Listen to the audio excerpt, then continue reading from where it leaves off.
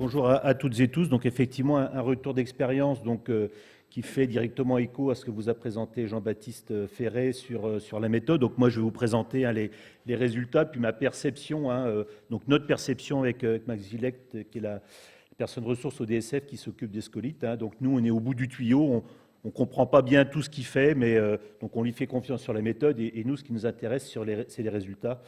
Et donc, c'est la perception des résultats, alors, notamment de Jean-Baptiste, mais aussi d'autres modèles précédents qu'on va vous présenter ici. Alors, le sujet n'est pas nouveau, et finalement, depuis une vingtaine d'années, à chaque crise, alors surtout les tempêtes, la télédétection a été utilisée. Donc je vous présente juste rapidement donc des photos donc, qui ont été obtenues suite à l'OTAR donc dans les Vosges. C'était l'Université d'élite de Bruxelles qui avait travaillé sur ces questions-là.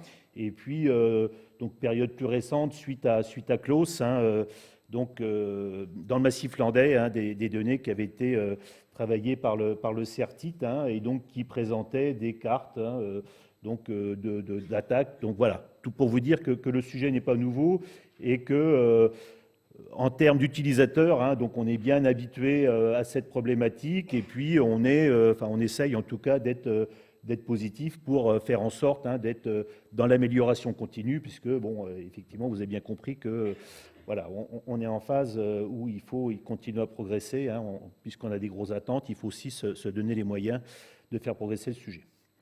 Alors, moi, ma perception, c'est que j'ai l'impression qu'on a des données, des délais d'acquisition d'images qui régressent. Les images sont de plus en plus précises, de plus en plus rapides à obtenir.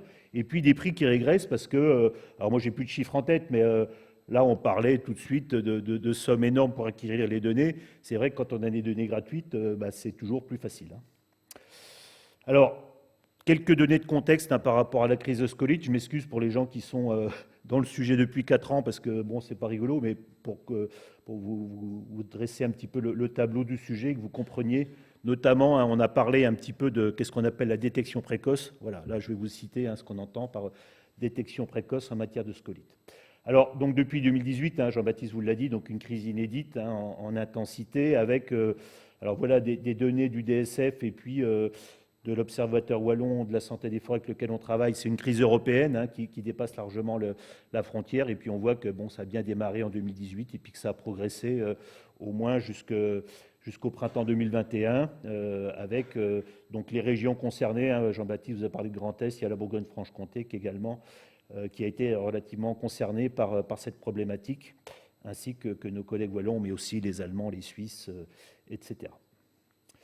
Alors, traduit par des données de l'ONF, des données par agence ONF, avec un gradient. Alors ça, c'est un pourcentage d'épicéas donc communs qui ont été exploités pour des raisons dites accidentelles. Donc, en gros, c'est des épicéas scolités, et donc on confirme bien que le problème donc, se concentre dans le Grand Nord-Est de la France, et puis que l'année 2020 et 2021 donc, correspondent au pic des attaques. Et puis l'année 2022 qui a été plus calme compte tenu du climat de 2021. Donc des données qui sont heureusement cohérentes. Alors au total, alors c'est une estimation du DSF un peu au doigt mouillé à dire d'experts, on serait autour de 20 millions de bois scolités. Alors c'est quand même une quantité de bois importante. Et il y a un chiffre qui me semble intéressant, moi, notamment en termes de gestion et en termes de filière bois, c'est finalement le volume de bois sur pied qui a disparu suite à ces différentes tempêtes, à ces différentes années d'attaque de scolite. Et donc en creux, il ne reste que 70%, ou il reste encore 70%. En termes de filière, c'est pas rien. On voit que c'est une ressource qui est relativement finie, et donc un épisode de ce type-là peut mettre à mal une grosse partie du capital sur pied. Alors, juste quelques belles images que j'ai empruntées à Alexandre Kuhn, qui est un collègue belge, et puis donc le cycle de l'insecte.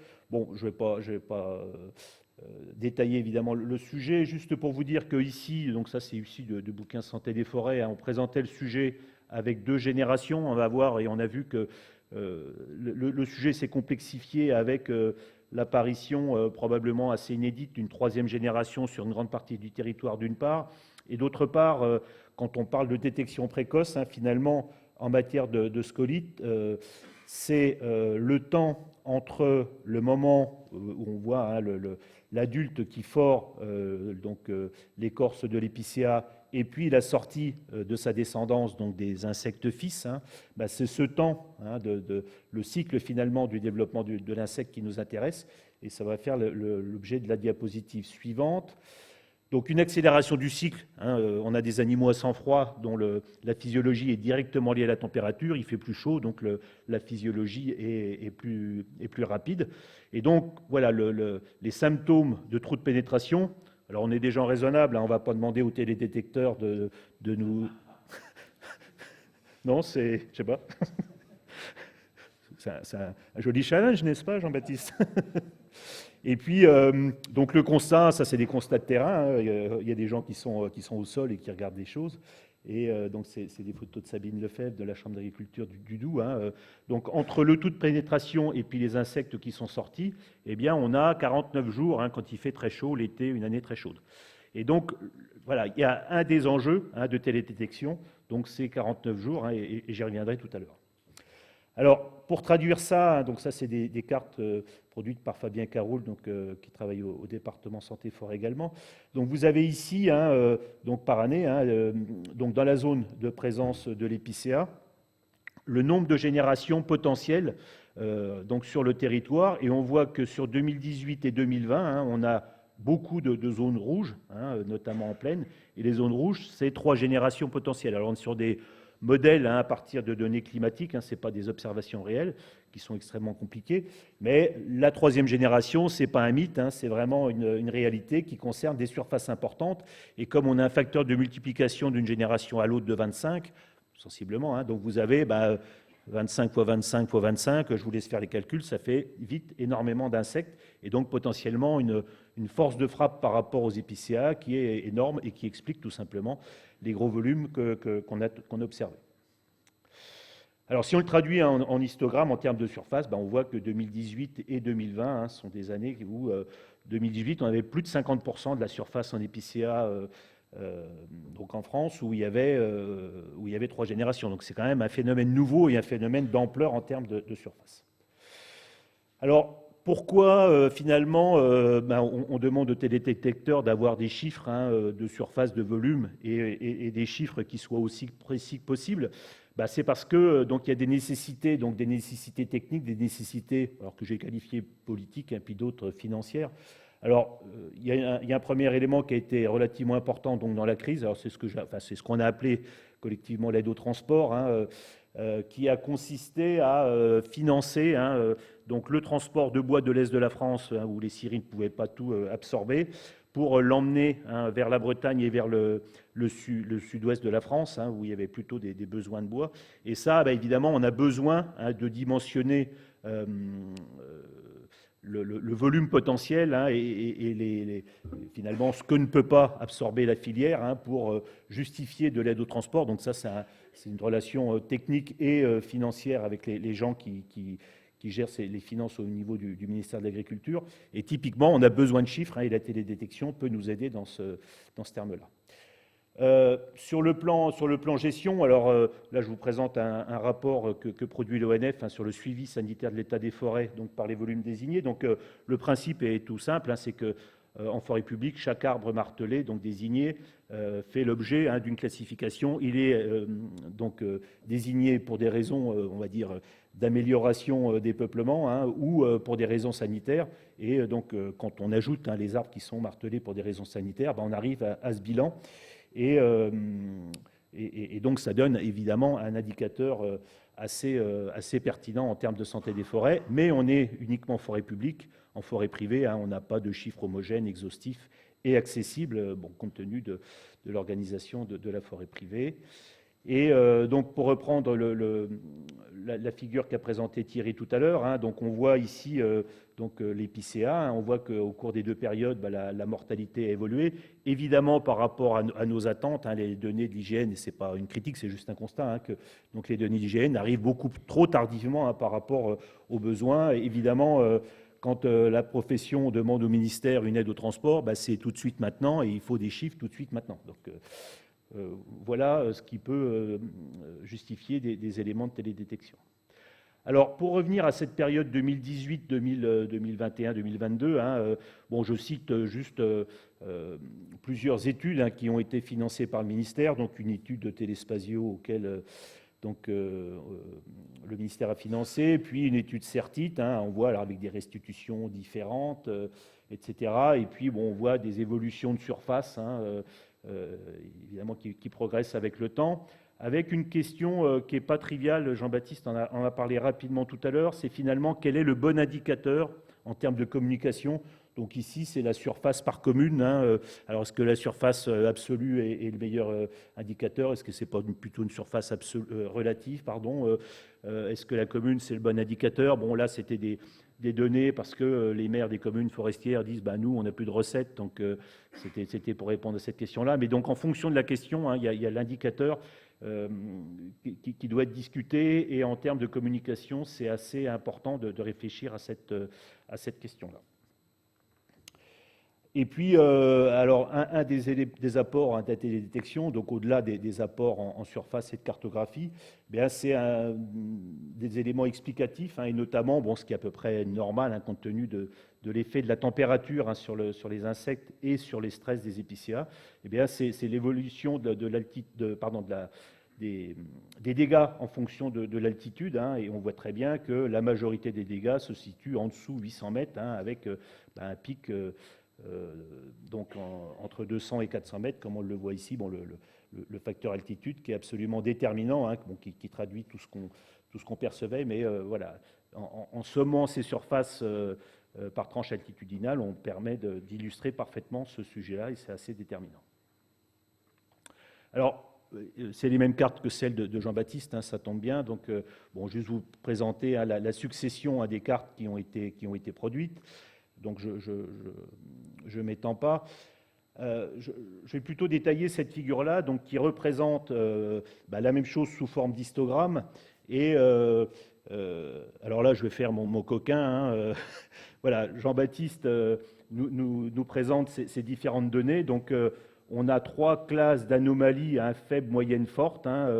Alors, ce qu'on voit, donc en 2022, donc ces bâtons d'histogramme sont plus importants parce qu'ils vont probablement basculer vers donc des sols nus après anomalie. C'est normal qu'on ait, puisque c'est des données qui sont en cours, une phase où on a des anomalies qui sont en train de progresser. Donc ça, c'est tout à fait normal.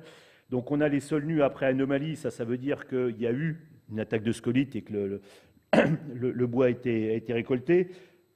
On l'a vu, donc au cours de cette crise, la majorité des pessières ont été récoltées, donc c'est normal qu'on ait des barres d'histogramme dans les grilles qui soient très importantes. Ce qui moi, me chagrine beaucoup plus, c'est cette catégorie sol nu sans anomalie. Alors vous voyez que c'est pas une petite catégorie, c'est une barre importante. Et donc, alors sous contrôle de Jean-Baptiste et Thierry, ça mêle beaucoup de choses. Alors, ça peut mêler donc des coupes rases qui ont été faites sur des peuplements verts. Donc, ça, voilà, c'est de la gestion normale dans certaines zones. Voilà, des gens qui ont le droit de couper des épicéas verts, même en période de crise.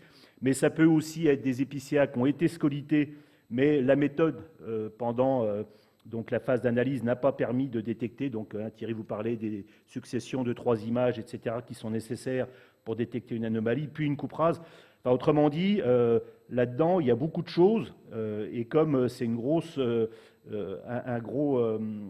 surface, finalement, quelle est la part de réellement scolité versus non scolité? That is the question, et ça, c'est quand même assez embêtant. Alors, au final, quand on essaye de répondre à cette question un peu triviale, mais un peu centrale, c'est quelle est finalement la surface qui a été attaquée par les scolites.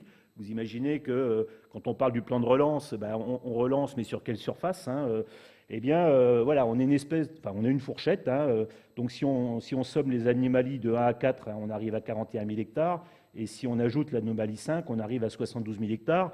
Alors, en termes d'ordre de grandeur, voilà, c'est un épisode très important. en termes de surface à régénérer, enfin, vous imaginez le pépiniériste, on ne reboise pas 40 000 hectares comme on en reboise 80. Hein. C'est fini, d'accord.